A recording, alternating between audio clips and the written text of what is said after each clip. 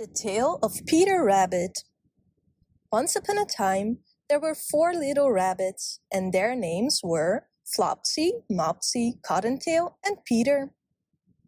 They lived with their mother in a sandbank, underneath the root of a very big fir tree. "Now, my dears," said old Mrs. Rabbit one morning, "you may go into the fields or down the lane, but don't go into Mr. McGregor's garden. Your father had an accident there. He was put in a pie by Mrs. McGregor. Now run along and don't get into mischief. I'm going out." Then old Mrs. Rabbit took a basket and her umbrella and went through the wood to the baker's. She bought a loaf of brown bread and 5 currant buns. Flopsy, Mopsy, and Cottontail, who were good little bunnies, went down the lane to gather blackberries. But Peter, who was very naughty, ran straight away to Mr. McGregor's garden and squeezed under the gate. First he ate some lettuces and some French beans, and then he ate some radishes. And then, feeling rather sick, he went to look for some parsley. But round the end of a cucumber frame, whom should he meet but Mr. McGregor? Mr. McGregor was on his hands and knees, planting out young cabbages, but he jumped up and ran after Peter, waving a rake and calling out, "Stop the thief!" Peter was mostly dreadfully frightened. He rushed all over the garden, for he had forgotten the way back to the gate. He lost one of his shoes among the cabbages, and the other shoe amongst the potatoes. After losing them, he ran on 4 legs and went faster, so that I think he might have gotten away altogether if he had not unfortunately run into a gooseberry net and got caught by the large buttons on his jacket. It was a blue jacket with brass buttons, quite new.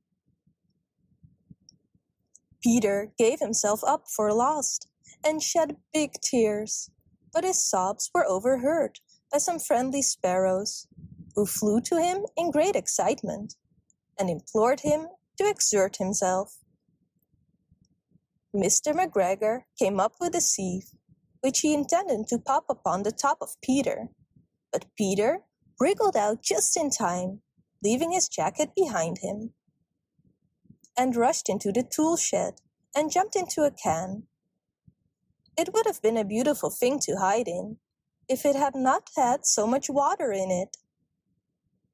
Mr. McGregor was quite sure that Peter was somewhere in the tool shed, perhaps hidden underneath a flower pot. He began to turn them over carefully, looking under each. Presently, Peter sneezed. "Achoo!" Mr. McGregor was after him in no time, and tried to put his foot upon Peter, who jumped out of a window, upsetting 3 plants. The window was too small for Mr. McGregor, and he was tired of running after Peter. He went back to his work. Peter sat down to rest. He was out of breath and trembling with fright, and he had not the least idea which way to go. Also, he was very damp with sitting in that can. After a time, he began to wander about, going lippity-lippity, not very fast, and looking all around. He found a door in a wall, but it was locked, and there was no room for a fat little rabbit to squeeze underneath. An old mouse was running in and out over the stone doorstep, carrying peas and beans to her family in the wood. Peter asked her the way to the gate, but she had such a large pea in her mouth that she could not answer.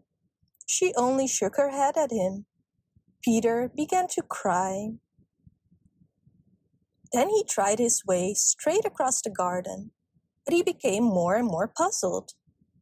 Presently, he came to a pond where Mr. McGregor filled his water cans. A white cat was staring at some goldfish.